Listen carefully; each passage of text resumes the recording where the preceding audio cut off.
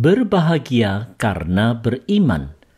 Refleksi pagi 2121. Rasul Paulus membandingkan suasana hati dari jemaat Galatia pada waktu mereka baru beriman dalam Kristus dibandingkan dengan setelah ajaran sesat melanda mereka. Galatia 4 ayat 15 memberikan perbandingannya. Betapa bahagianya kamu pada waktu itu. Dan sekarang, di manakah bahagiamu itu? Karena aku dapat bersaksi tentang kamu, bahwa jika mungkin kamu telah mencungkil matamu dan memberikannya kepadaku. Saudara-saudara, sebelum ada ajaran sesat yang mendesak mereka untuk melakukan hukum Taurat, orang percaya di Galatia berbahagia dengan hanya beriman dalam Kristus. Mereka bahkan mau berkorban demi Rasul Paulus. Setelah ajaran sesat melanda, mereka justru tidak bahagia. Saudara-saudara, setelah orang Galatia beriman dalam Yesus Kristus, Galatia 4 ayat 5 dan 6 telah menyatakan bahwa mereka telah menjadi anak-anak Allah.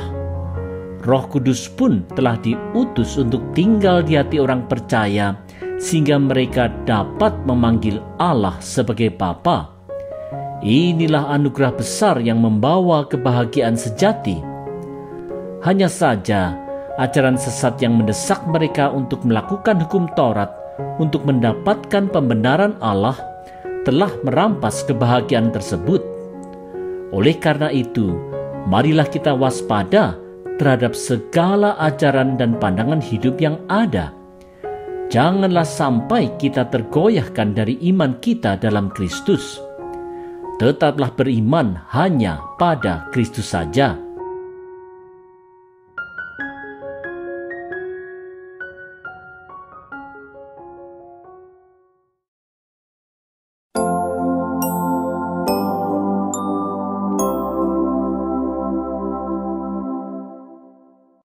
Menegur dalam kebenaran dan kasih.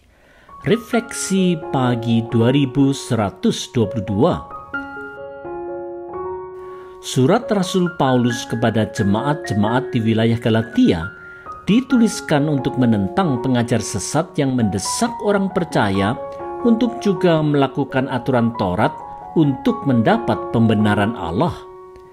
Karena menyatakan kebenaran, Rasul Paulus rupanya dianggap musuh seperti yang disampaikan di Galatia 4 ayat 16. Apakah dengan mengatakan kebenaran kepadamu, aku telah menjadi musuhmu?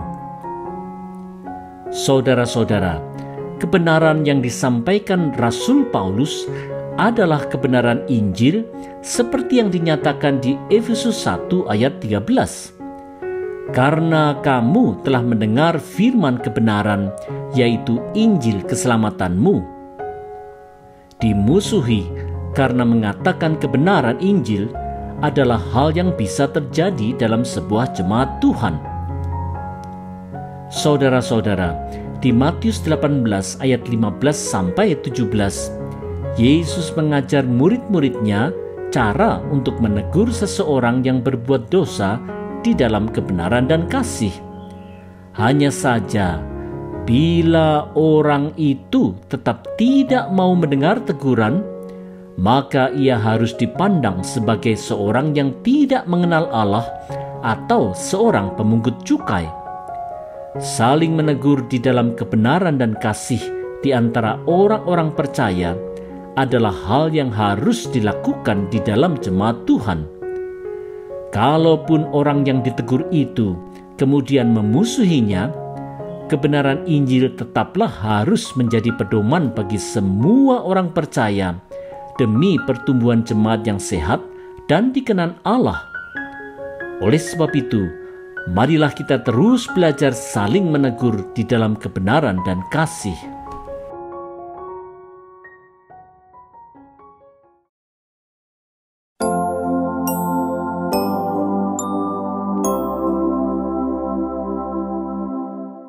Setia ikut Kristus.